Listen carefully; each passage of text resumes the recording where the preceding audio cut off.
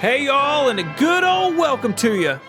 This here's Connected, episode 397. It's made possible by those yonder sponsor folk, Bombas, Indeed, NetSuite. You all know I'm Stephen Hackett, and I'm more tickled than a preacher on Sunday to introduce you to my big city friend, Michael Hurley.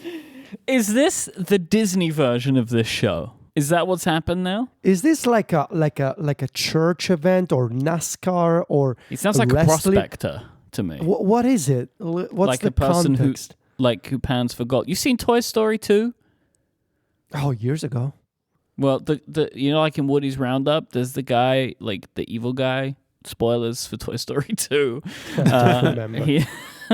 He's like the old prospector. You know, he lives in the town and he pans for gold. And yeah, Well, you know, we had a lot of comments about people liking Federico's intro last week in Italian, and so I thought I would do one as a Tennessean. it's really good. I see what a prospector is. Okay. Yeah, and I am That was very good. honored to introduce to the show Federico Viticci. Hi, Federico. Hello, hi. I'm sorry that you did not get the Disneyfied version of the intro from me. Well, I don't know. Can you do a southern accent, I guess? And here he is. No, it's really... No. Here he is, Federico Viticci. Yes, okay. That works for me. Yeah. Wow. That does it for me. Thank you. Let's start with some follow-up. And Mike, Apple has made changes to their trade-in program.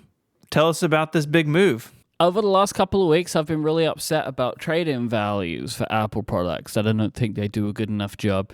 They're not competitive enough on pricing, and that usually you can find better deals outside. So Apple have addressed this by offering less money for their trade-ins now.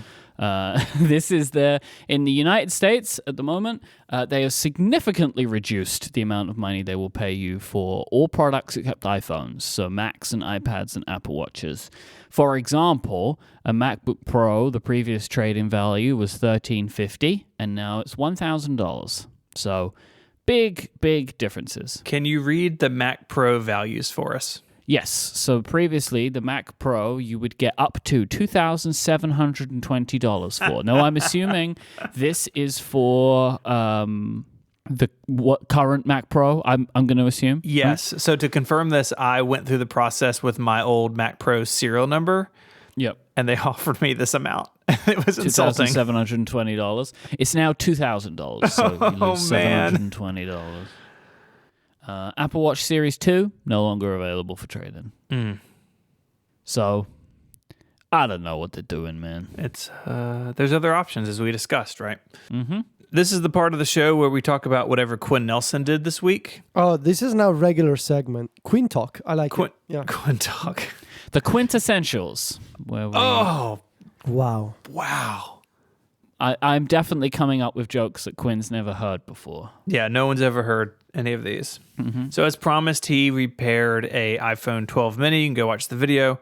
Great He did video. the screen and the battery. And I really like the video because he not only talks about the process, but he talks about the tooling because he rented the whole, whatever it is, 97 pounds of tooling. And it's like there's a thing that heats your phone up. There's like a thing to roll the battery adhesive down, all of these different things. And he talks about, some are really useful and others like you don't really need necessarily. But a really in-depth look at it. So if you haven't watched somebody repair an iPhone before, it was definitely eye-opening to me about the process. And really what I sort of walked away thinking is that you may be able to repair these phones now, but don't think that Apple designed them from the ground up for easy repair. No. Right? And it may be that moving forward, some of that changes. It's something I'm really looking forward to. Probably not this year, but maybe the next time they really do an iPhone redesign. Is it easier to repair them, or is it always going to be this difficult? My guess is we're not going to see massive changes there, but at least with the 12 and 13, which, their designs predate this program by a long time, it was definitely not thought that just some dude in Utah with a beard was going to repair an iPhone on camera.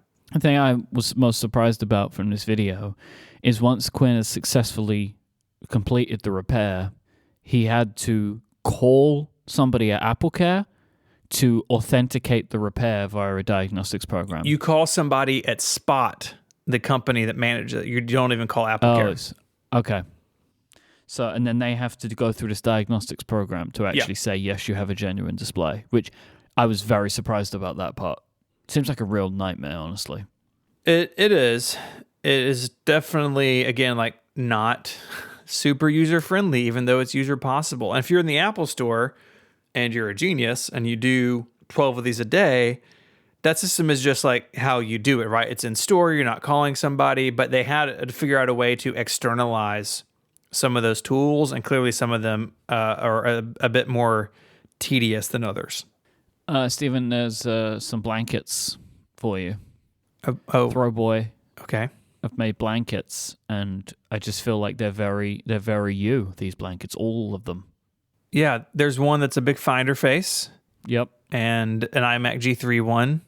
Yep. With some colors that the iMac never came in. And then I think the best one, the nanochromatic ad with the melty iPod Nanos. Yep. Are you going to buy any of these? No. Really? Yeah. I'm genuinely surprised. So I have a nerdy blanket. I have one from Susan Care that has all of her icons. And like, how many nerdy blankets does one guy need? I mean, loads. It's not like Mary's going to let me put a Finder blanket on the bed. So it's going to be stuck out here with me. Yeah, I'm expecting that they would stay in the cabin. I can't imagine these things finding their way into the home. No. I don't think. I'm surprised. Yeah. Big Finder face. You could like roll around in it. Who doesn't want to do that, really? Mm-hmm. I would like to point everybody to the current source of investigative reporting in the Apple landscape, the Pen Addict podcast. Oh, wow. Yeah. T-Pad Tech Meme. Yeah. Genuinely, the answer to this is yes. So you may have seen on all of the Apple blogs lighting up over the last few days about Jony Ive's 12 tools of the trade in the Financial Times. All right, so you've probably seen this article. I'm going to assume you've both seen at least something along the lines of this, where it's like, here's 12 things, and most people have been dunking on how expensive the tape measure is, as Stephen mentioned.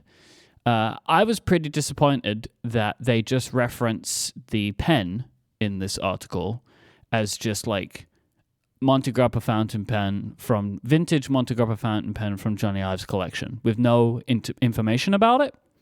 Yeah, it's like saying headphones. Like, yes. Sure. Mm-hmm. Yeah, especially because they have an image of a pen in the article, which is a Monte Grappa fountain pen, which is not a vintage pen. It's a modern pen. So Brad contacted the CEO of Monte Grappa and got the answer about which pen that Jony uses. How do they know? Because the CEO of Monte Grappa is a personal friend of Jony Ive. Of course he is. Which is what we have found out. I recommend people go and listen to episode 513 of The Pen Addict. The conversation starts at 23 minutes, so you don't have to listen to all the other nonsense that you definitely don't want to hear about. But it was a fascinating email that we got to share from the CEO of Monte Grappa about this pen and about the relationship this guy has with Jony Ive. It was really cool, and I just wanted to share it because I genuinely think listeners of this show might enjoy that conversation. I cannot believe the amount of information we got. The Jony Ive pen is like $5,000, right? Yes. $4,700? Yeah, okay. But you can get cheaper versions of it.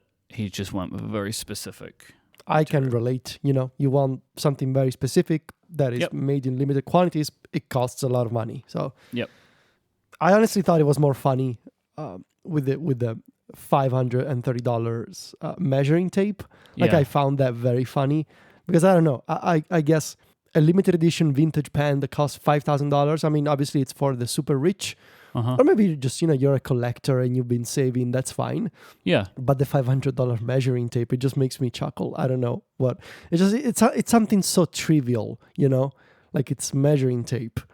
Yeah, but like I've been thinking about this. Like I know it's funny, but he's a multi-millionaire. Like exactly. Like if I was Jony Ive, everything I own would be over $500. Like I wouldn't buy it. If I was Jony Ive, everything I own would be gold plated. I want to be that guy. Like we are all very particular people, right? And there are things that we enjoy and we like particulars of those things and try and find the best that we can for the prices that we can afford in these categories. Imagine if we had Jony Ive money and Jony Ive levels of particularness. You know what I mean? Yeah. The three of us would be unstoppable at that level. That would be our ultimate form, I think. Jony Ive is my ultimate form, yes. Mm. Right? Wow. Like the ultimate form that I could ever wish to aspire to be is probably Jony Ive. Jony Ive, yeah. Mm-hmm. As Chance points out in the Discord, it makes the Pro Display XDR price tag really interesting. It's like, pen, Pro Display XDR. Pen. I mean, if you think about it, the Pro Display XDR can only display things from a computer. With the pen, you can draw anything you want. All right, spoilers for the Pen Addict. Seriously, go listen to it, but it's just interesting for this conversation. The pen in question is made from the tusk of a mammoth. Mammoth? Like the extinct animal? Yeah. Wait, what? Wow. Seriously. Nah, that Yep. can't be true. It is a considered ethically sourced replacement Right, because you're for Killing an elephant elephant. tusks. Yeah. Yeah. It's already Huh. dead. It died in the Ice Age, so it's fine Yep. to use its face for a pen. Correct. Good. Someone in the Discord said, poor mammoth. Yeah, I mean, they just took it straight off the mammoth, you know what I mean? It's mean, really, when you think about it. But yeah, straight up. Maybe if he does like a Wow. special edition Apple Watch, it'll be mammoth. I bet So that's a great this- material. So this is for real. It's from the tusk of a mammoth. Yeah, man. What a power move. Right. That's a power move, yeah. You can buy it. It's available to you. Do you think I can find headphones where the body of the headphones is made of bones from a T-Rex? I mean, probably. Do you want me to read to you about mammoth ivory? Yes, please do. Cured by nature for more than 70,000 years, ancient mammoth ivory features a rich organic grain and a handle echoing epochs predating humankind. Yeah. Found above the Arctic Circle in the Siberian permafrost, this rare material is ethically sourced and carries its own certificate of origin. That's incredible. Mammoth ivory, baby. See, Jony Ive gets it. Incredible. Go listen to the Pen Addict. If you don't want to spend $5,000 on a pen, but maybe you want to spend a little money on a cool t-shirt, now's your last chance. The 512 shirt sale ends May 12th, tomorrow, as we record this. I would like to congratulate you for beating the sales numbers of the Tiny Heads tee. Oh, I'm glad we finally passed that milestone. So congratulations to you. Thank you. You've currently sold like 40 more or something. Okay. Awesome. Yeah, I'm really excited how well it's gone. So thank you if you've ordered one. If you haven't, there's a link in the show notes. Get it before it's gone forever. That's what I'm saying. Whoa. That's what I'm saying. Forever? Yeah, I don't like to bring Sure. shirts back. I'm not digging up woolly mammoths of t-shirt ideas. You know, they're You should, though. fresh and clean or something. I mean, you did that for Connected.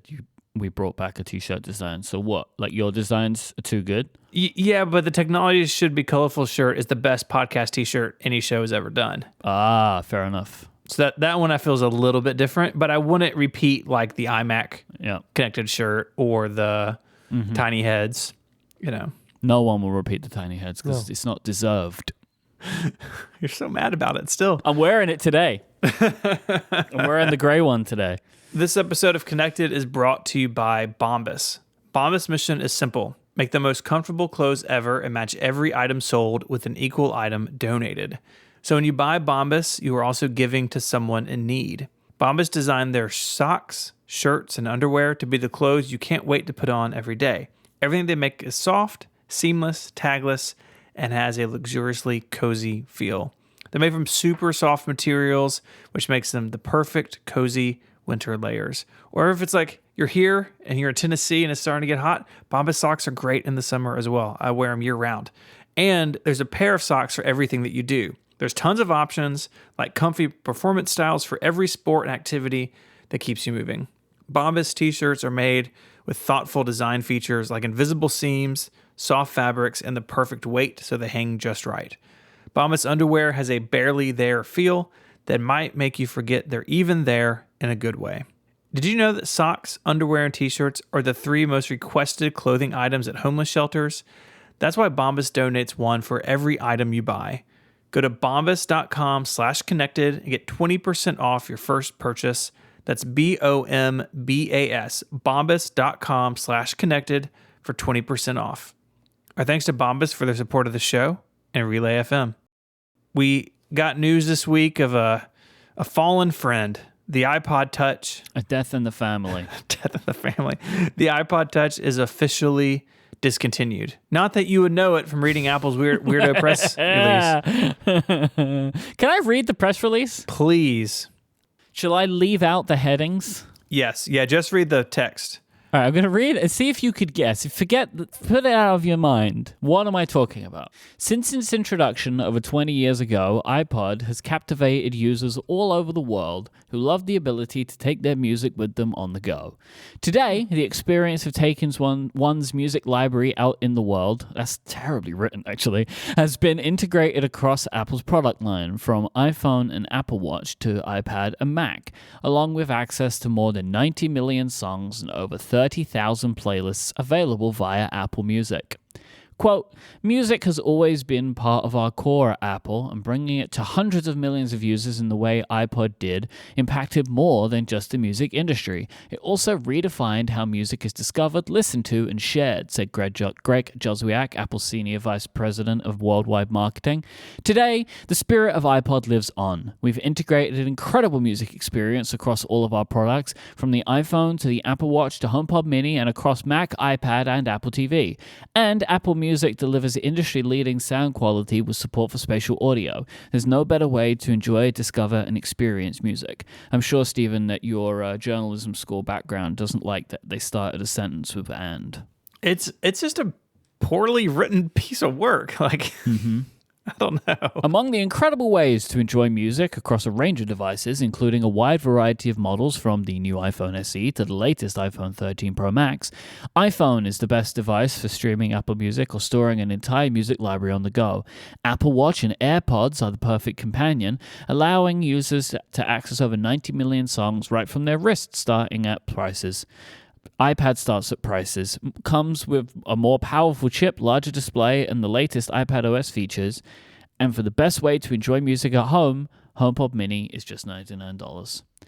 And then at the very, very bottom, under some images, customers can purchase iPod Touch through apple.com, Apple Store locations, and Apple-authorized resellers while supplies last. Mm-hmm. So the actual announcement is 3 words at the very end of this odd post. It's while supplies last. It's so weird. Yeah, and it's the subhead at the top that he skipped, but it is, yeah, it's super strange. I will say that even this morning there was a thing on Mac Rumors that a bunch of iPod Touch SKUs are already sold out.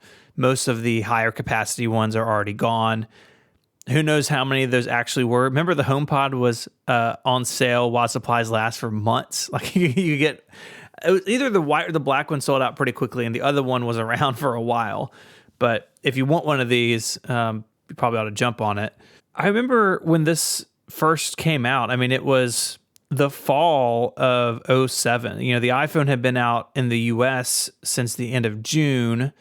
Just very quickly, iPhone OS suddenly was on this other device that was like way thinner and way lighter. It was kind of the iPhone without a phone. But for a lot of people, I think including you, Mike, it was your introduction to iPhone OS because this came out ahead of the iPhone in a lot of regions. Yeah, I had an iPod Touch way before I had an iPhone. I was so excited about it because we just got it later. Yeah, we didn't get the original iPhone in Italy. I mean, you could have gotten one, which I did a year later, but you needed to import one from the US and unlock it using the early jailbreaking tools. And I did in 2008, but in the fall of 2007, I got an iPod Touch, and that was my first iOS device.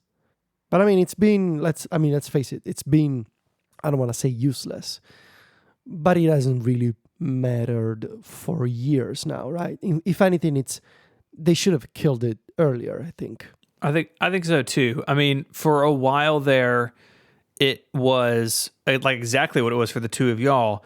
It was a stopgap while the iPhone could get big and get sort of international, get everywhere. You know, in those early days, they revised it a bunch. They added cameras. They had like the third and fourth generation. somewhere in there was like an ad campaign called "The Funnest iPod Ever," where they talked about, like, on stage, Phil Schiller's like, it's the most popular portable gaming platform in the world. It's like, yes, but also no, not really. One came with a wrist strap because things need wrist straps, I guess. But then, to your point, Federico, it became less important, and it kind of entered this like downward cycle of, it's not really important to the market because the iPhone has been around a long time. They're more accessible. You can pick up an old one or have one passed down to you from a family member. The iPad shows up and its pricing, enters sort of the iPod Touch space a little bit. There's some overlap there in that pricing.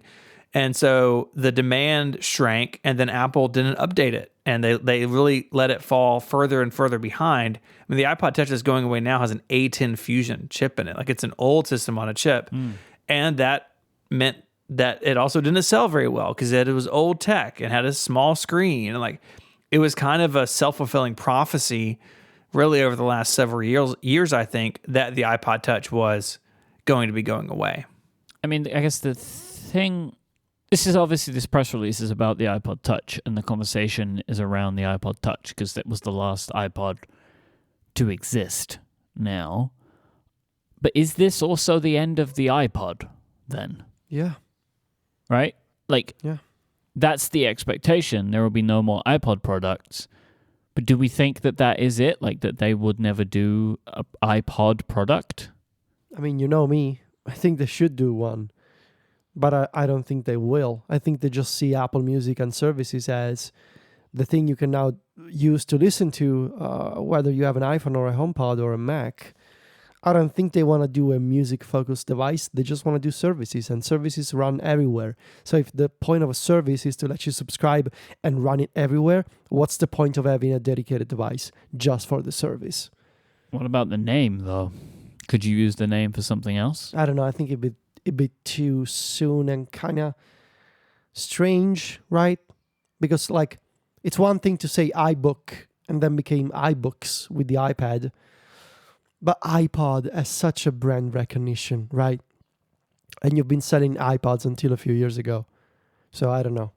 Yeah, I think if it ever came back, it would have to be music hardware, right? Like, I don't think you can name, I mean, it'd be a bad name for it, but I don't think you can name like the AR headset iPod, right? Like, I think, right. To Federico's point, it's so tightly tied with Apple's music business, and it's been around for 20 years. I mean, the first iPod was in the fall of 2001. iBook didn't live that long. It didn't really have that sort of cachet. Even MacBook, which they've rebooted, with that thin one-port MacBook for a few years, bringing back a name from the mid-2000s. Like, iPod is just like, it's not on par with the iPhone in terms of branding because the iPhone is just eons bigger, but it may be the second biggest brand they've had, at least in terms of like devices. And I think that means it's really special. And if they were to use it in a way that was dishonoring to that history, I think people would really not like that. And I don't think Apple would do it. I think if they ever brought it back, it would be like Federico's mythical high-end Apple Music player. Yes, they should do that, but they won't. Yeah, they won't. They should, but they won't. Cowards. Yeah. It doesn't. I was going to say it doesn't fit with Apple Music, but it does, right? Because Apple Music obviously has lossless. So they could make a high-end music player, but I think maybe they would make... I mean, okay, so what would this do that an iPhone doesn't do then? That's the point of it, is that it doesn't do much of what the iPhone does. No, I mean this mythical iPod, like this high-end music player. What would it do, Federico? Well, the thing is, if you were to do, like, the question is, why are people buying those kinds of devices? Audiophiles, why are they buying desktop DACs and that kind of stuff? I/O, right, is one of the answers there. Like, you want to have multiple output options, whether it's different sizes of the audio jack cable, or you want to have optical out and you want to connect the thing to speakers or to an amplifier or things like that. And you got the balanced one, right? Like there's no SFM. Yeah, exactly. Yeah. Like you could have a balanced output, you could have standard output, you could have a bunch of to make it fit into different setups. But also the thing would be real support for high impedance headphones and real support for not just high impedance, but really, really power hungry headphones. Because, for example, the new MacBook Pro has an audio jack that in theory supports high impedance headphones, and it does. But if you have a pair of headphones that wants a ton of power to be driven at a comfortable volume level, those are still not going to work with the MacBook Pro. Like my Hi-Fi Man Susvara, they just sound too low if I try to run them from a MacBook Pro. But other mid, like high-end, but headphones that do not require as much power as something like the Susvara, which is a really high-end option. I can drive with my MacBook Pro, but the DAC doesn't sound as good as my dedicated desktop DAC. And by sound as good, in practice, it means on this specific song, in this specific moment, you can hear this instrument in a particular way. Like, that's what it comes down to. So, but the question is, why would Apple care about such a niche market, right? They have their own, they can say they support lossless and high-res lossless. They can do the bare minimum work with the MacBook Pro to have an audio jack that supports some high-impedance headphones, and that's fine. If anything, I could see the iPod coming back as the name of their new home speakers. But HomePod is a better name. Yeah, probably. I had the same thought a minute ago. That's kind of where I was leading. And then when I sat and thought about it, it was like, oh no, they actually do already have the right name. And it's because the likelihood of that product is something which is, and the rumor is it's like an integration of basically a HomePod and an Apple TV, like in one box. Yeah. Like a kind of a sound bar or something like that. And then maybe they would put a screen on something else. I don't know. But I think HomePod was already the right name, which might have been, I've been thinking about this too. It might have been part of the reason they got rid of the big HomePod. It's like, all right, we need to get rid of this now so we can reuse that name again later on. There is just a sadness to me in losing the iPod. Yeah, man.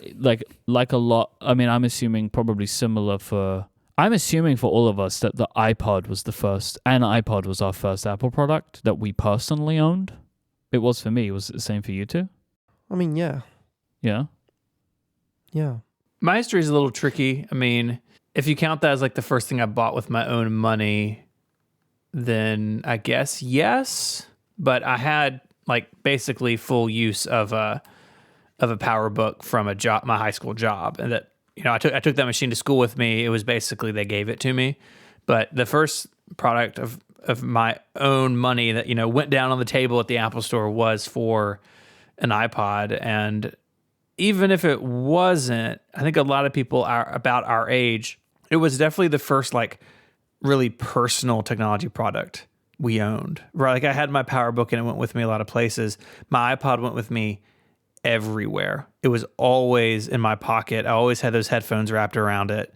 It was my companion through so much of high school and especially college, right? And they were like universal, right? Like it was a real phenomenon, at least where I went to school, that you saw those white earbuds going into everyone's jacket pocket or backpack or whatever. And it was a real cultural thing that we all got to take a part of, Mine was the pink iPod Mini. It was my first Apple device. Yeah, I think with my own money, I think it was actually the iPod. It was the 5th gen iPod Classic. Well, no, it wasn't with my own money, though.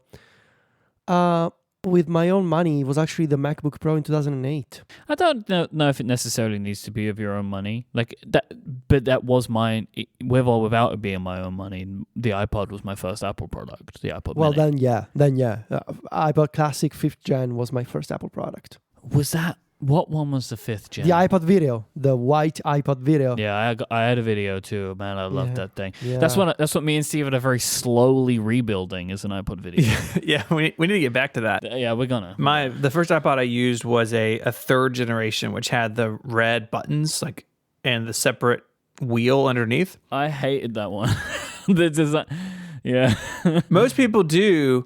I loved it because I think it was the first one I used, and that one was actually kind of a gift, but I, in college, traded it in and got the 5.5 gen. So that 5th gen, they had a mid-cycle revision. The biggest thing I know it added was when you removed the headphones, it would pause the music automatically. So good. Fantastic feature. And I had one of those in black, and I used that iPod. I still have it, but I used it, from like 2005, probably up through maybe like the iPhone like 3GS or iPhone 4, maybe sometime in there, because streaming wasn't really a thing, and the iPod could hold so much more music than a phone. I sort of had my core music on my phone, but then my iPod, had my entire library with me, and I carried both for a long time. This episode of Connected is brought to you by Indeed. There are no winners when you play the waiting game. When it comes to hiring, don't wait for great talent to find you. They're not just going to wander in off the street. You got to find them first with Indeed. When you're hiring, you need to be using Indeed. It's the hiring platform where you can attract, interview, and hire all in one place.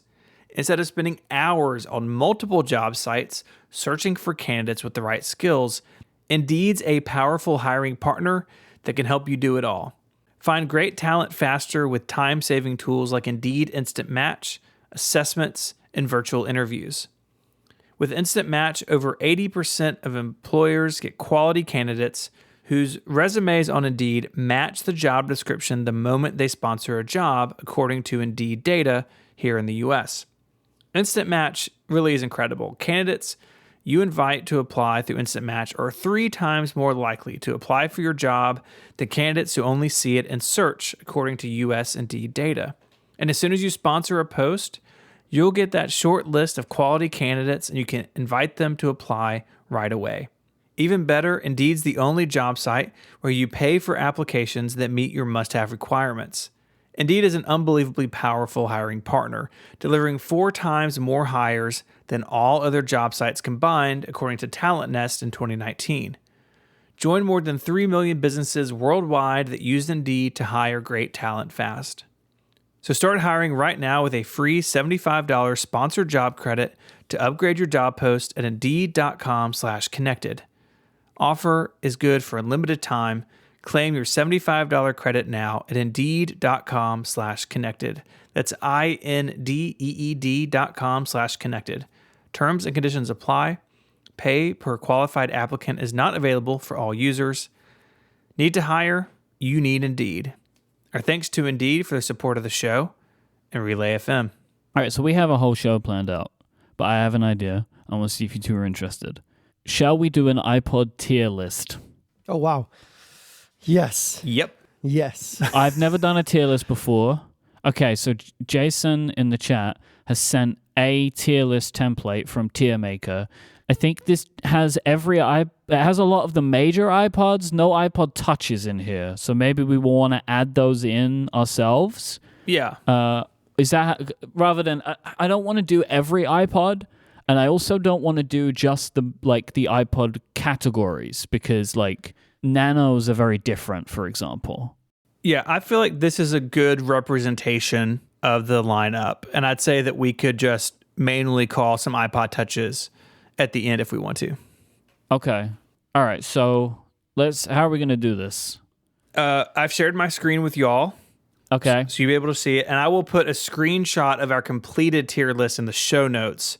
I guess don't click it if you don't want spoilers. What's first up then? We're going to talk this through very clearly so you'll understand what we're talking about. What is the first one that we're going to rank? And can you, we rank them, S is top, right? A, Yes. B, C, and then we've got U in here, which is weird. Ew, David. Yeah, that's the last one. That's good.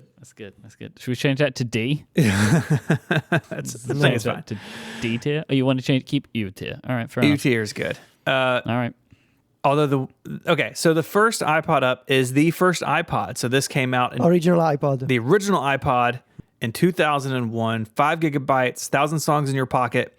This iPod has a FireWire 400 port on the top, and the wheel in the middle actually physically spun. The second generation made it like a touch sensitive surface, but this one actually physically spins like a DJ turntable.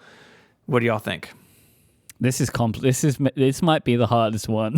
Yeah, because on the one hand, you would give it like honorary S tier, but also it kind of sucks by modern it's functional standards. D tier, right? Yeah. Right. So like, this is hard. This is really hard. I mean, FireWire and 5 gigabytes and the click wheel like physically spins. Yeah. Yep. And it's a monochrome display. Did it even have a backlight? It did, yes. Okay. But it's the original iPod, so I really don't think you can go lower than A tier, you know? I agree. All right, okay. Just for argument's sake, I probably would have said C, but C? we're going to do this on majority voting. Okay. The reason is, like, I'm thinking about this, like, okay, this is complicated, because it's like, I could think, what's the iPod I would want to use, and this is the one I would probably least want to use. Maybe with one exception that we'll get to later on. But I think the emotion of it, though, pulls it higher. I agree with Federico. I think it's mostly, this one in particular is an emotional A tier for me. I will agree with you, two of you. Not that it matters, but I will agree with you both. Up next, we have the 3rd generation iPod. This was my first iPod. It's the first one with the dock connector. So no like janky FireWire port on the top of it. It has a touch-sensitive wheel, but this is before they put the controls on the wheel. So it has back, forward, play, pause, and menu as touch-sensitive buttons. This all recessed into the plastic, and the buttons lit up red, and the screen had like a nice kind of light blue backlight. It came in several configurations over the years. I want to say mine was a 30 gig maybe, but they had smaller and larger capacities. I think this is a C tier at best. Yeah, it's either low B tier or C tier. Yeah, I don't disagree. iPod, let me see, iPod 3rd gen. This has some good stuff, like the touch-sensitive wheel and the touch-sensitive buttons, but every other classic iPod that will come next has to be better than this one, in my opinion. Yeah. And I don't know how many we can really shove into S or A, right? Like, so let's go C. That works for me as a C tier, because it's not a bad iPod, right? But it's like, it's not iPod functionally, you know, but yeah, I don't think this one can get that emotion part that the A got for everyone, you know. Up next, we have the iPod Photo. This came out in the fall of 2004. It was the first iPod with a color screen. This was a separate iPod above the iPod 4th generation in the line. So you could get the regular iPod, or you spent more, like my college roommate did. He had an iPod Photo. I think his was 60 gigs. It was a thick, chunky iPod, but you could sync your photos to it. And it was so cool to me that he had not only his entire music library, but his entire iPhoto library with him. Eventually, later in 2005, they would merge these things back together, and sort of separate standalone iPod Photo went away, but it stood alone for a little while as a high-end option. Strong B tier. this is A tier for me. Oh, A tier. I mean, it's the iPod Photo. You know what? Actually, I could see A. Yeah, because I'm thinking ahead. I would be happy with a low A tier. Okay. Because of what's coming out later. Because this is like the best of these iPods, because it got a color screen. Yeah. All of the buttons are integrated into the click wheel, right? Like, it's all there, you know? Yeah. And the 4th generation iPod is not on this list. Like the plain 4th generation iPod, that's, at least maybe it was just like the year I was in college, it's the one that took off. Like, there were so many 4th gen iPods running around, and this was like a better, cooler version of it. So yeah, A tier works for me. All right, up next we have Federico's beloved iPod 5th generation. So same basic design, but a little bit larger screen, higher resolution, higher contrast screen, and you could sync TV shows, movies, that sort of thing from iTunes over to it, and watch, The Office on a tiny little iPod while you were supposed to be listening in class. This is S tier for me. And also it had this top of it's flat, which I like too. Yes. It's not rounded. And this is an easy S tier. Yeah, S tier. It was also the first full-size iPod to come in black, which is really cool. I agree. This is the peak of the full-size iPods. This is the best big iPod. Yep. Sorry, iPod Classic, which is next. Yeah. So the iPod Classic comes out in 2007. It is revised a couple of times and eventually pulled from sale 7 years later in 2014. It came with a metal front. So up until this point, all the full-size iPods had white plastic fronts of various, tweaked designs. This is anodized aluminum, silver and black. They looked really cool. They were also much thinner because the hard drives had come a long way. You could get like 160 gigs, I think, was the biggest Classic they sold. But at this point, we're getting pretty close to, September 07 when it came out. We are in the iPhone era. And this is sort of the last hurrah. It also lasted too long like the iPod Touch did. For me, I think this is B tier. Like it's pretty good and the capacity goes a long way, but it didn't really add anything to the lineup. I would say it's a charitable B tier, but I would be happy with B tier. Yeah. What I don't like about this iPod is the fact that they ditched the plastic on the front. They should not have done that, in my opinion. Like, making it aluminium on the front, I think, was a bad move. Yeah, I mean, this is iPod. about the time, like in 08, the iMac went aluminum. Like they were kind of moving away. So I get why they did it, but it did lose some charm, I think, when they went to the aluminum. Yes. All right. Up next, we have the iPod Mini. The first one came out in January 04. The second generation came out a year later. This is the first time we got an additional iPod, right? It had just been the iPod itself. Now we have the Mini. A little bit smaller, actually a lot smaller physically, but still had a hard drive. And it was the first iPod that was sort of a fashion accessory because initially it came in green, blue, pink, gold, and did I say green? There were 5 colors, I think. The gold one ended up going away, but you could get it in color. Bad color. The gold was a bad color. It didn't look good. Extremely popular for its smaller size. It's fashion stuff. And Mike, you mentioned earlier this was your first iPod, so where would you put this? Oh, come on. S tier. S tier? Yes. iPod Mini S tier? Yes. I think A. Oh, what? Just because the Nano did its job, but way better 2 years later. So, there can be more than one iPod in the S tier? I vote A. Oh, you're killing me. What do you think, Federico? iPod, I don't really remember the iPod Mini. See, now we've got like an unreliable narrator making the decision. Okay, you know what? No, I mean, I'll let you have the S tier if Federico's good with it. I'm good with it. I just think it's a very generous S tier. It is. That's an emotional S tier. I would say it's bottom of S tier. This is bottom of S tier for sure.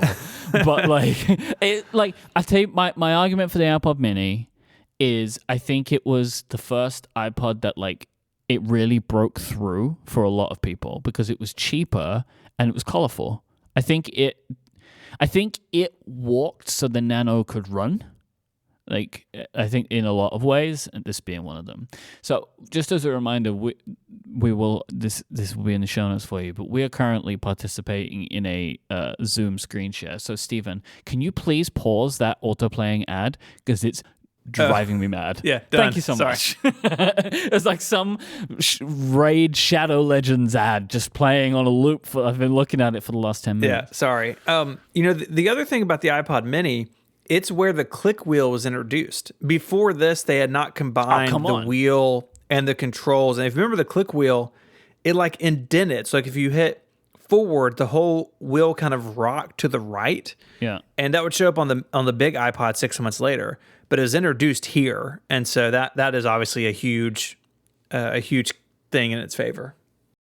Up next, we have the first iPod Nano. This was in the fall of 2005. Apple very famously, Steve Jobs, the iPod Mini is the most popular iPod. It's the most popular music player on the planet. We're canceling it and doing this iPod Nano, 2 gigabyte and 4 gigabyte in size. But the big story here is that it was using flash storage, and Apple actually bought up most of the flash storage on the planet about this time to build these things. Absolutely tiny. It came out of his little coin pocket on his jeans, came in white and black, so a little less colorful than the Mini, but a really big step forward in terms of just the future of the industry, right? Moving these things. I mean, the rest of the iPods in this lineup we're going to talk about, there's no spinning hard drives, and that all started here. Who's gonna throw the first? I'm gonna say S tier, or I could see an A tier too, though. So a couple of things that ding the first Nano. There was a battery recall that lasted years, and the front and back were both really susceptible to scratching. And if you had the black one in particular, it would look like hot garbage after a couple of years. So I think I go A tier just because the quality maybe wasn't as good as it could have been. I would have said S tier for this. The Nano is obviously really important. It's my favorite Nano. Interesting. I think in design, I think this might be like in looking back on the designs, I think it was my favorite. I think I love the nostalgia of the white and black plastic, right? As I've already mentioned. Yeah. I don't remember necessarily how I feel about them like at the time. I know the scratching thing, but again, like when I look back at it, I kind of love that it did that, and it was the absolute shock at the thinness of that device. But I would be very happy with a high A tier for this, but I would have put it in S tier, but A tier works for me too. Yeah, I think A tier is right. And I'll say, like, for those reasons you mentioned, Stephen, that like it was an imperfect product at the time, that I'm sure caused frustration. Up next, we have the second generation iPod Nano, came out a year later. Same basic design, but now anodized aluminum, came in a whole bunch of colors. I mean, this color list, silver, green, blue, pink, product red, and black. I really like this Nano for a totally sentimental reason. So when September 6th, yeah. So I was at the Apple Store when these were on sale for like the holiday season, like Christmas 06.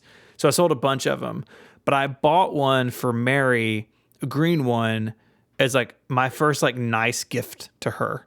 And she used it for years. And so I've always liked this second generation Nano because it preserves like all the good stuff about the design from the first one, but it adds colors and I think it, it holds a special place in my heart. So I kind of want to go like maybe A or B tier. It didn't really add much to the Nano experience in terms of technology, but it made it more fun, I think. So what do y'all think? A tier works for me for this as well, just because it's so similar to the first gen, but it adds color and the new finish. I'll be fine with A tier for this. Okay. Up next, we have the iPod Nano third generation. We're now 2007. This had a 2-inch diagonal LCD. So to accommodate this, sometimes you hear this iPod like called like the squashed iPod Nano or like the squatty one. It looks like a little iPod Classic. Like the proportion is not tall and skinny. It's kind of short and stout. The colors are a little bit more muted in this generation. There's a bit fewer options, but it played video. So if you wanted to watch Pirates of the Caribbean at 2 inches across on your iPod Nano, great, you could.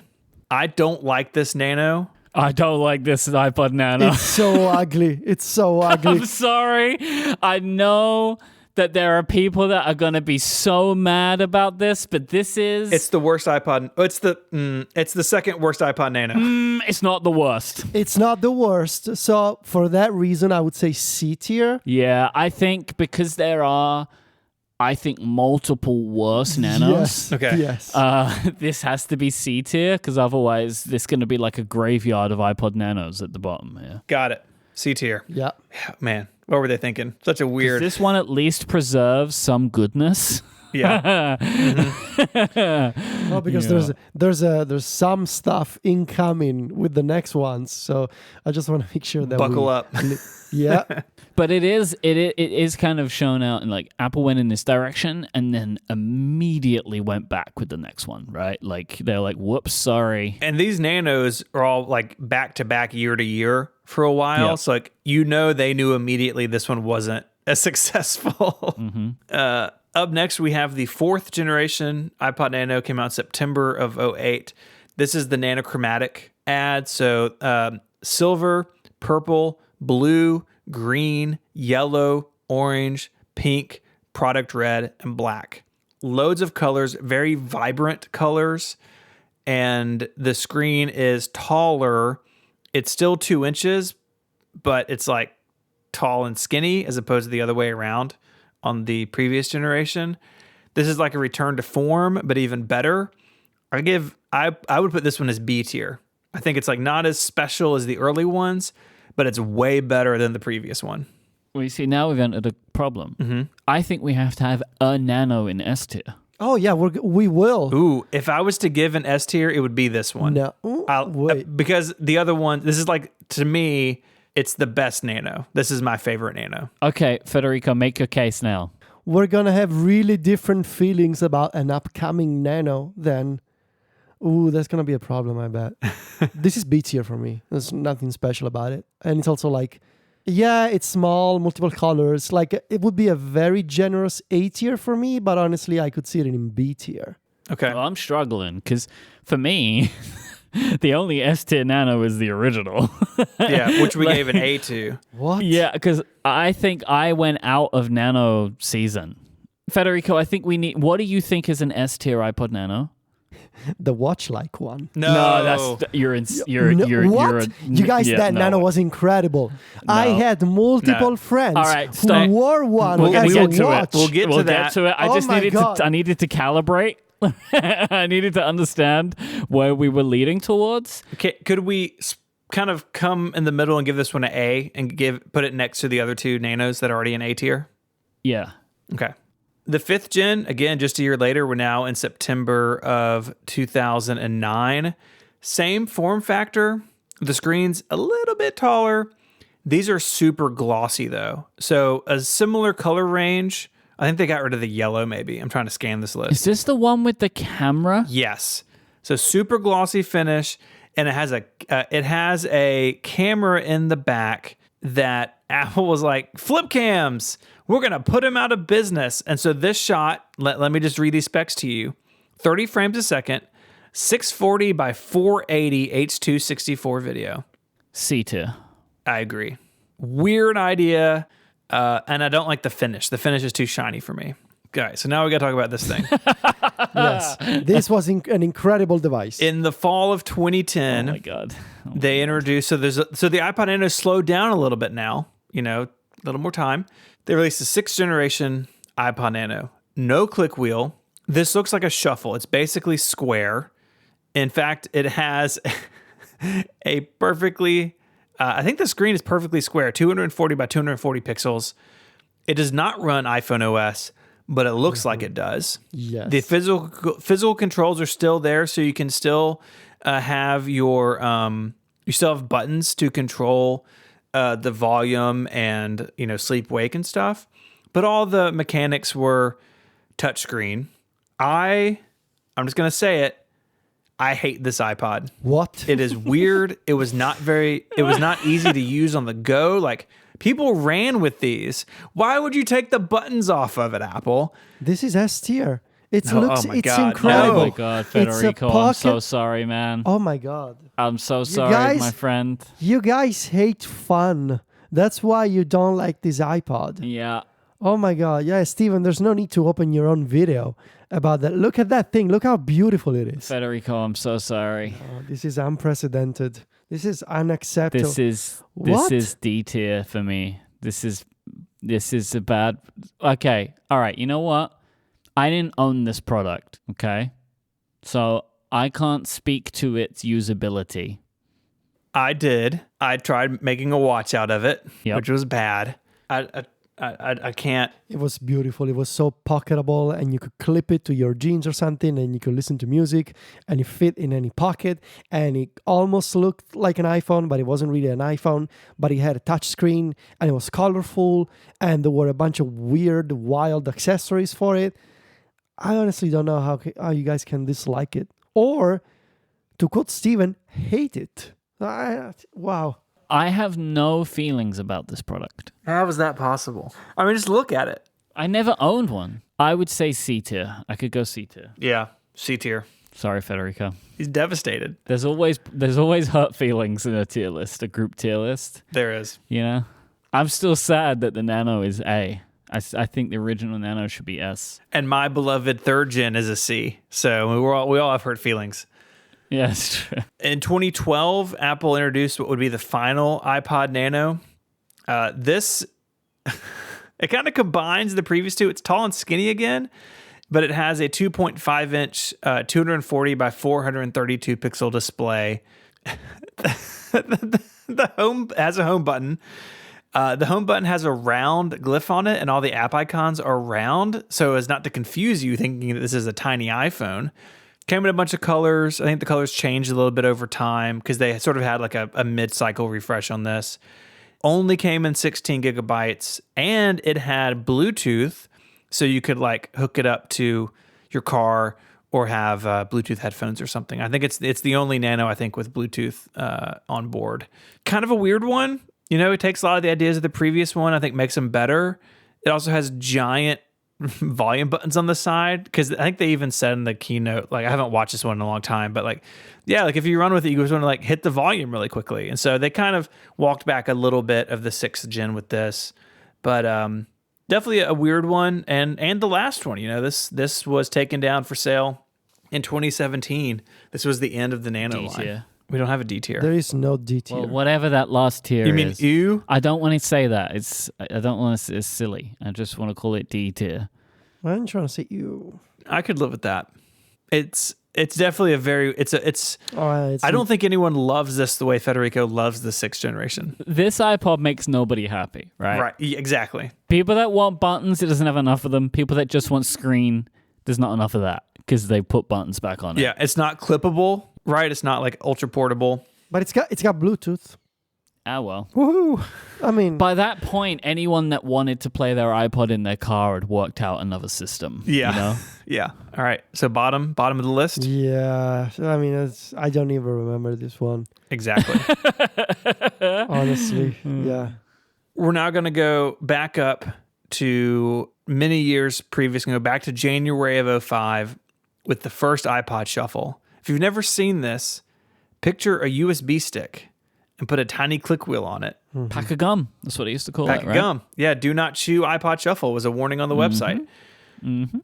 Steve Jobs was very excited about this. They built the whole product around the idea of shuffling your music, even though you could just play a playlist straight through. No screen, wild battery life. The end of it was literally a USB-A port, so you could just plug it straight in. It came with a lanyard, so you could wear it around your neck if you wanted to. I think if you look at the history of the Shuffle, clearly this idea wasn't it, right? Because all the other ones were much smaller and had clips. Get out of town, man. No, this is S tier. Yes. Come on. Federico. Come oh on. my God. I thought the best I was going to get was an A tier out of this. Oh, I love you. This is by far the best design for this thing. Yes. It was incredibly light. You could buy a lanyard with it. Yeah. And you know what was even better, especially it was perfect for me at the time? You could also use this as a USB stick. You put your coursework on it at school. Yeah. All right. I love this thing. I have my original, but it doesn't work. And I'm so sad about that. I was going to go B, but you two are very excited about this. So this is the best idea that they made for the Shuffle, I think.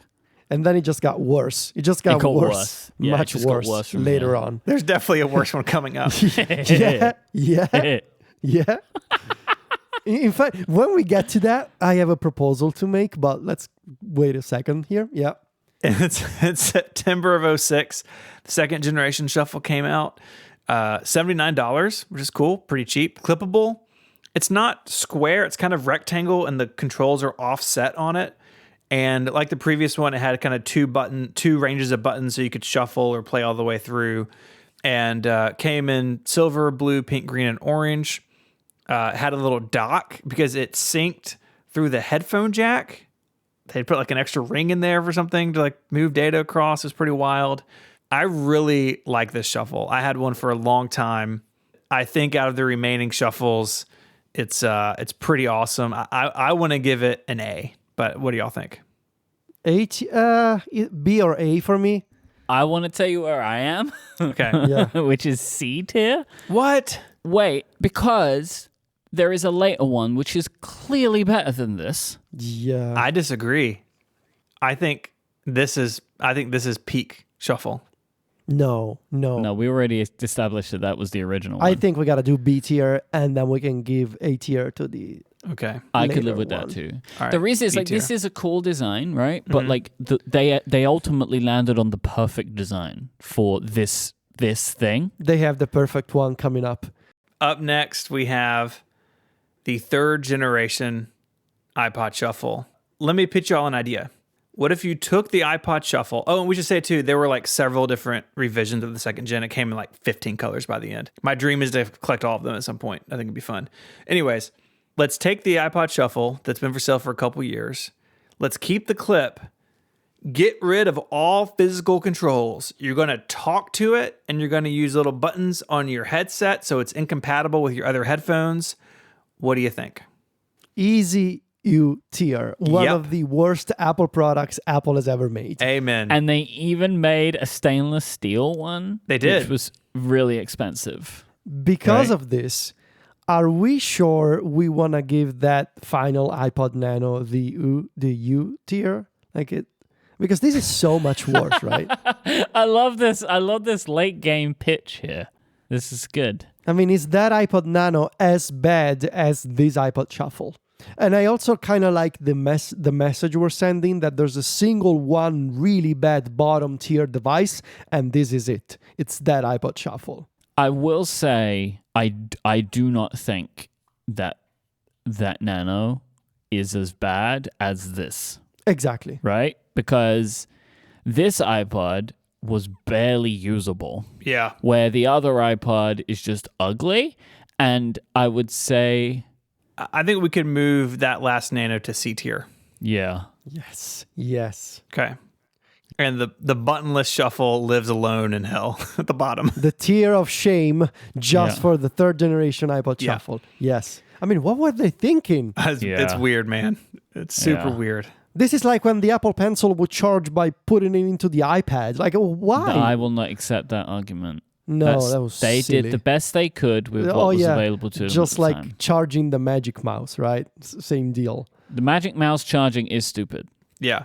That's U tier charging. That's but like I would say that the Apple Pencil is C tier when it comes to charging. Anyway, The last one is the iPod Shuffle 4th generation. Steve Jobs said, hey, turns out people like the buttons. And so it's like the 2nd gen, but it's square. They were able to like shave down the sides a little bit. Came in a bunch of colors over the years and was $49 for 2 gigabytes. So really cheap at this point. And this stayed on sale through various colors for 7 years from September 2010 all the way through the summer of 17. A tier. A tier. Yeah. Okay. It's the final form of the iPod Shuffle. Yeah. So, Yeah, I guess I, can think, see what y'all are you saying. could still like, sell this today. You could still sell this iPod today, I think. Yeah, And I wish people they will would. buy it. Yeah. didn't you see like a while back the TikTok of that girl who found an iPod Shuffle in their parents' drawer, and she thought it was like a hair accessory or something? I think that's the other one though. The other I think one? it was the Oh, 2nd okay. gen, yeah. Yeah. Oh, the 2nd 'Cause gen, it was okay. more like a clip, right? I kind of get the vibe, and I see it now that y'all say it, right? Like the 2nd gen, they wanted to build the 4th gen. They wanted it to be Yes. square, but they couldn't quite shrink it down enough. Yeah. And so it's kind of like the iPhone notch there on the side of the Shuffle. It's just also weird to me, like that the controls are all on one side. That feels like a hardware design limitation. That there's not enough space, right, to put it all in there. Maybe. So considering we have spoken about the iPod Touch, it's not on this list. But do we want to like just add the iPod Touches to this list? I think we could maybe pick the first one and the last one. Yeah, we can just say them. We're just going to say them. All right, these aren't going to be on the list because we didn't create this tier thing. Original iPod Touch S tier, I agree. obviously. S tier for without shadow of a doubt, and then the newest one is the C tier. It's like I feel like it's really Yeah. easy. Yeah. Yeah. And it kind of fell through B on its way. Like I think Yeah, because they had stainless steel backs and they went to like a slightly bigger screen and then they added the one with the wrist strap. Like those are kind of B. Like it was still for a while. There would be times like the iPod Touch would actually be faster than the iPhone or have some feature the iPhone didn't, but it definitely fell through the ranks over time. So started as S tier, ended in C tier. All right, that's our list. Please, we got that out of the way. You gotta give me a B tier for that iPod Nano. I am going to say, Come on. I don't think all those Nanos should be there together. I think one of them has to break out. I still think a Nano deserves to be an S. So I think the OG Nano should move to S tier. I would give S tier to the original iPod Nano despite the issues because it was the first iPod Nano. Yeah. And I remember a ton of them, like in real life. Yeah. More than the iPod Mini, actually. Maybe because I was too young. I don't know. And so because Federico gave me that. The weird one. Give me the B tier. Give me the B tier for the weird one. I cannot abide. You got the B tier. Oh, no. But now we got 2 votes now. B tier. It's done. B tier for I the weird one. I got what I want. So Federico can get what he wants. B tier. B tier. B tier. I hate it. Hey! Yes. Hey! We did it. Yes. This feels better balanced to me. Okay. All right. There's a screenshot of all that in the show notes. You can go check out. Except the iPod Touches, you have to use your Mind Palace to add those in. That's right, because we don't know how this website works. So, it's impossible. This episode of Connected is made possible by NetSuite. The CFOs that get it, and those that don't. So let's talk about the CFO, your company's chief financial officer. Today's CFO is critical to the strategy and success of your business. And in growing companies, there are 2 kinds of CFOs. The one who's struggling to keep up, spreadsheets are everywhere, lots of manual processes going around, errors, lack of visibility. It takes weeks to close the books. The other kind is on top of their game. Automated reports, inventory, e-commerce, and HR all flowing into the financial model seamlessly. Insights coming with just the click of a button. With visibility and control of your financials, inventory, HR, planning, and budgeting, NetSuite is everything you need to grow all in one place. That's why NetSuite is the #1 cloud financial system used by over 29,000 growing businesses. NetSuite is the #1 cloud financial system to power your growth as well. You can automate your processes and close your books in no time while staying ahead of your competition. 93% of surveyed businesses increase their visibility and control after upgrading to NetSuite. Over 29,000 businesses are already using NetSuite. Join them by heading to netsuite.com/connected for a special one-of-a-kind financing offer. That's NETSUITE, netsuite.com/connected. Our thanks to NetSuite for their support of the show and Relay FM. It is time to look back on iPadOS 15 as we continue in our series here leading up to WWDC. So we're going to take a look back at some of the features that we received in iPadOS and see how they've aged a year later. The biggest things added to iPadOS 15, especially that were unique to it, were multitasking changes. So I'll run through these real quick. Or B tier at best. Federico's entire review next year will be a tier list. Oh man, it's going to save me so much time. That's the every feature ranked on a tier list, all done. I'll run through these real quick, like all of the changes, and then Federico, I'm sure you'll have a couple of things that you will want to point out. Yes. So we got a new menu, so the little kind of like pill menu that sits at the top behind the 3 dots that was added, and it basically just allowed you to more easily access some multitasking options without needing to resort to gestures. When you now try to open a split screen, there's no kind of app picker of any kind. You now are just shown the home screen. Tap another app and it will replace the left or right hand screen or left or right hand side or whatever. So this is probably the best form of how to enact a split screen that Apple's done so far. Maybe. Swipe gestures to activate split view. So you can, like, on that little pill menu that I was talking about, you can drag that down onto the side and it would do the split view thing for you. I totally forgot this existed. I remembered it now when you're describing it. Like, even when I read it in the document, I was like, wait, what gesture? Yeah. I came across this accidentally recently, as a reminder. The everybody's favorite center window. Oh my god, was added. Oh yeah, that thing, right? We love a good center window, used by all the best iOS apps. Yeah, mail and notes. The shelf, the ability to create split views in the multitasking app switcher. I had forgotten about this. No, I do this all the time. It's a thing you could do. Yeah, I'm sure you do. And the fact that now pretty much all of these things are accessible via keyboard shortcuts with the help of the new globe modifier key.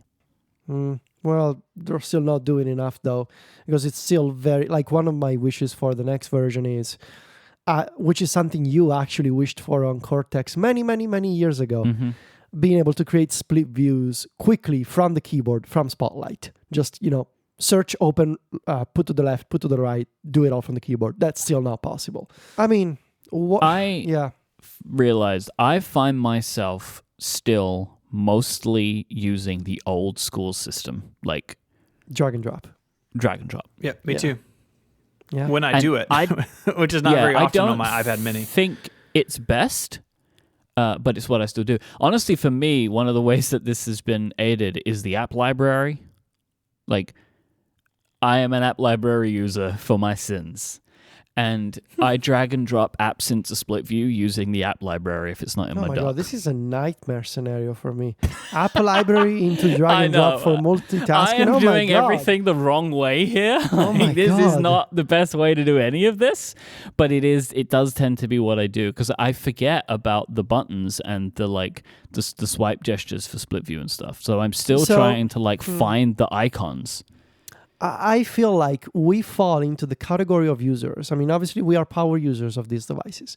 But I think we, the three of us, we can only work with the extremes of iPadOS here. Meaning, either you let us do everything from the keyboard, or we're going to use the most touch-based version of this that exists, and that is the drag and drop method. Like, I think the three of us, we only prefer the extremes, which is why we're still using the drag and drop way, because now we know that. And I mean, once you get it, it's super fast to use.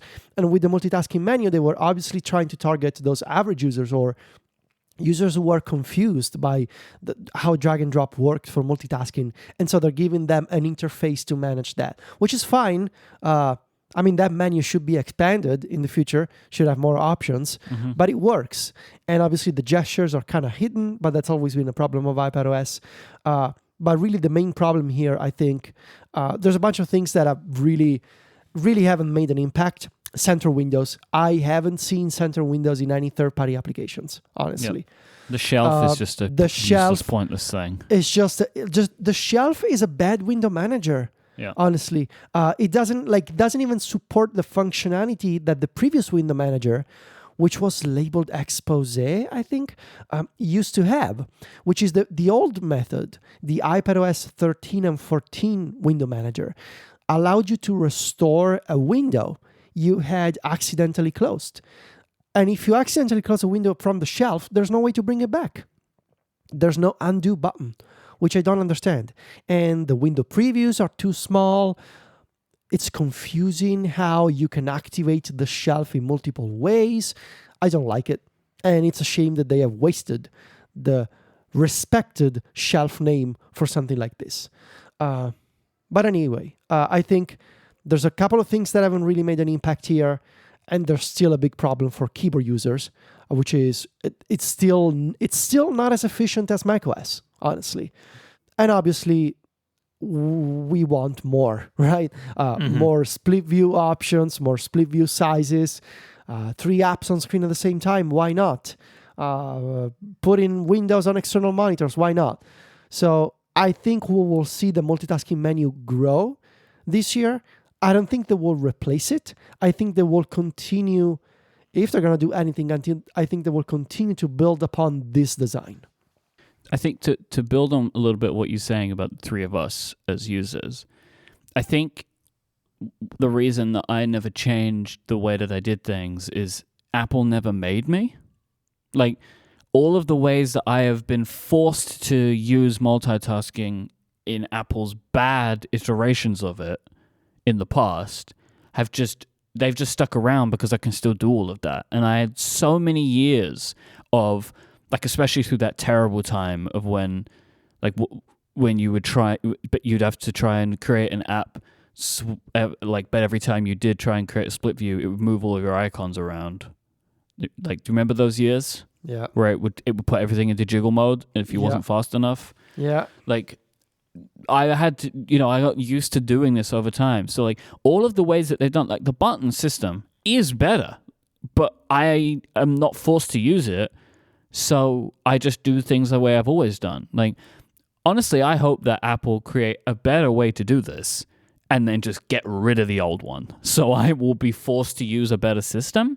Like, I'm hoping, I think that what you were alluding to, Federico, is like under that 3 button is like 9 places to put Windows, right? Yeah, like, boy. And then I will use that because now we have got new functionality, right? Like, so I will get used to that system. But in the current iteration, it's just they only added new ways to do the old things, and I was just too used to doing them the old way. I mean, if you had told us even a few years ago, hey, the iPad should do multi-window like Windows does. With Windows 11, they have all these preset layouts, and you can very quickly choose which one you want to implement. Like, just do that. We got widgets on the home screen, and the XL widget was added for iPad only. It's a big old widget. I do use a couple of them. I use 3 of them, actually. I have them.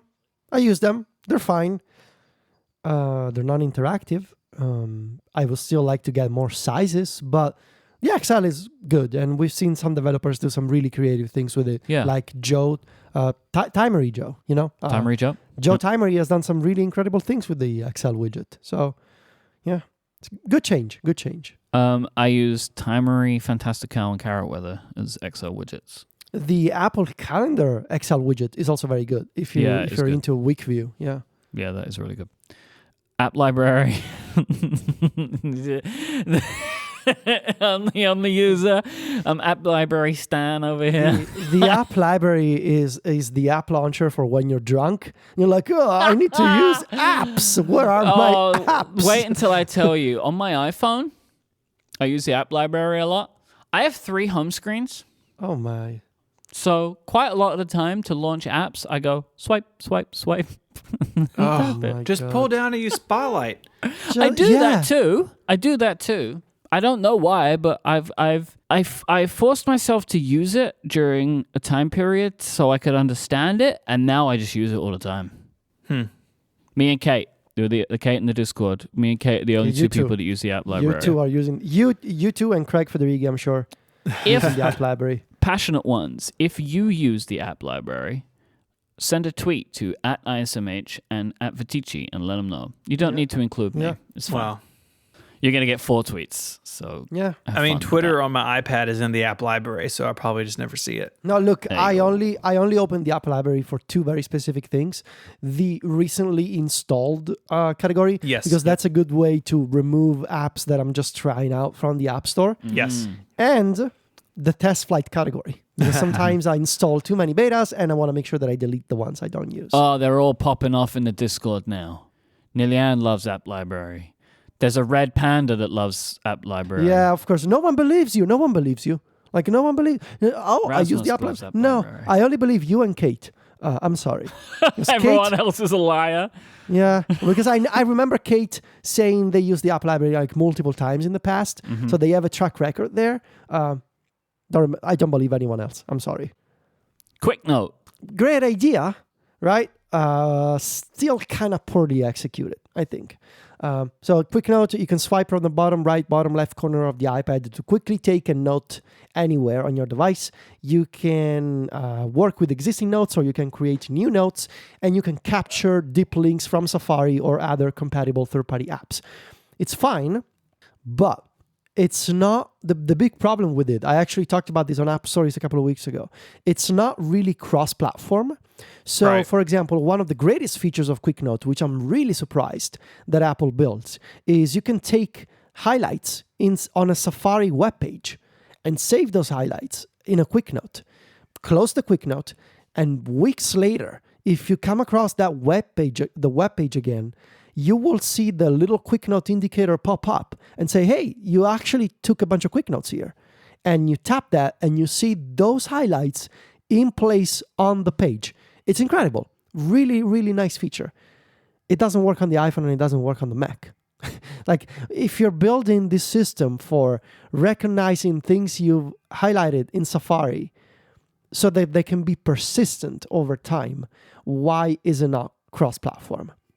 And it's also kind of unreliable. Like sometimes the quick note doesn't actually come up, even though you are sure that you actually took some highlights on that page. And the second problem, what if I don't use Apple Notes? Like what if I use a different application for note taking, right? Why is this not swappable for something else? And the answer is, well, there's no API for it. So I hope that Quick Note stays as a feature, but I hope that it also becomes customizable or something that multiple apps can participate into, just like picture-in-picture. Like imagine if picture-in-picture for video existed, but you could only use it in the TV app. Fair. Now everybody can use picture-in-picture and it doesn't matter. So I hope that they do a Quick Note API. It doesn't have to be, obviously Quick Note will remain the name of the Apple Notes feature. Call it floating mode, whatever, I don't know. Just make that something that third-party apps can use. You can submit apps to the App Store in Swift Playgrounds from the iPad. I mean, there was a story that went around of somebody who had done that and all the issues that came with it and the limitations. Yeah, there have been a couple of apps that have been created that way, and some, 9to5Mac picked them up, I think, with stories. I mean, it's fine. It's a great first step, right? Obviously, it's not Xcode, and there's a bunch of limitations. So I want to believe this is something that will continue to refine because it needs a ton of work. And universal control? I mean, that's so new, we can barely talk about it. I mean, great, right? Yeah. I mean, it's only been a couple of months. I love the feature. I think a ton of people use it.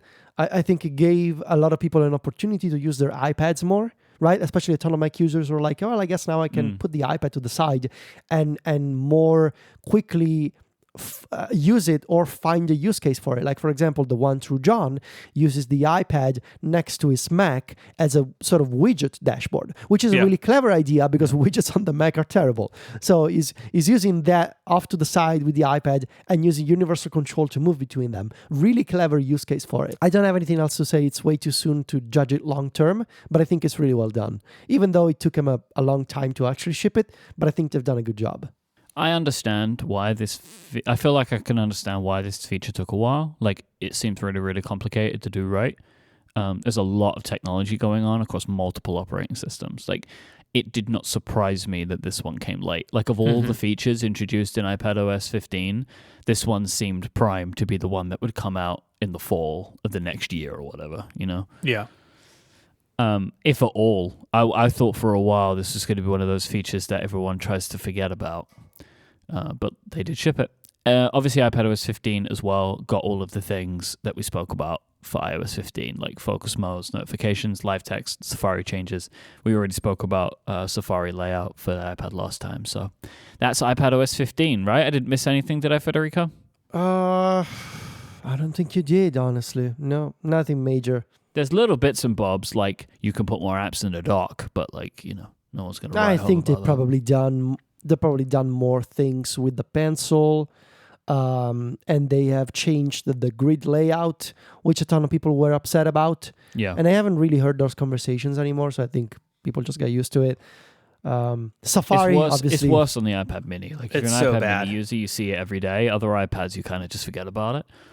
Yeah, it's much worse on the iPad mini. Obviously, there's the infamous Safari design, which is now optional. And we mentioned last time how we wouldn't be shocked if it actually goes away this year. Like, I really again, now it's going to be the people, I use it all the time. Great.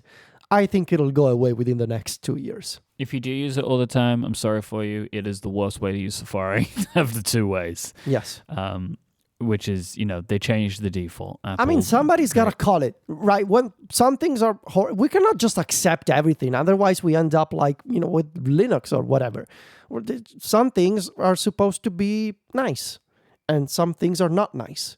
And that's the job of it. Just to if you're using compact tab view on Safari iPad, you are using the wrong version of Safari. Yeah, you're not a bad person. No. You just made a bad decision. You've been tricked. Yeah, you've been tricked. It wasn't your fault. Yeah. by Apple last year. It's fine. I think that's iPadOS 15. Yeah. Overall, like I think I in my conclusion from last year. It was like, it's a good quality of life update. Makes a lot of things easier for a lot of people.